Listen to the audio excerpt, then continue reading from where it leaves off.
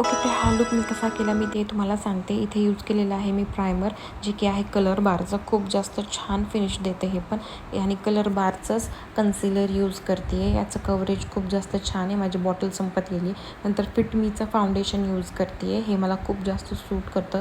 Shade आहे 02 आणि त्याच्यानंतर मी आय मेकअप करण्यासाठी सेलो टेप लावली आहे. आणि ही पॅलेट आहे स्विस ब्युटीची आणि एक डार्क पर्पल शेड जो आहे वाईन कलरचा तसा घेतलेला आहे. नंतर मी पिंक शेड अप्लाय करते खालच्या लोअर लाईनला आणि ब्लेंड करत राहायचं. त्याच्यानंतर थोडासा टिंट येण्यासाठी व्हाईट कलरचा आय शॅडो लावते आहे मध्ये आयलिड्सवर. त्याच्यानंतर शिमरी आय शॅडो लावते सेम आयलिड्सवर. आणि अशा पद्धतीने आपले आय शॅडो रेडी झालेले आहेत. लायनरसाठी मी ब्लॅक लायनर स्किप करून एक असं शिमरी शायनिंगवालं लायनर यूज करते. नंतर काजळ डॅझलरचं. नंतर सेम खाली लोअर लाईनला पण आय शॅडो लावायचा. नंतर लिप लायनर यूज करते. स्विस ब्युटीचं आहे हे, खूप जास्त छान आहे. त्याच्यानंतर ही जी लिपस्टिक आहे ती आहे कलर बारची.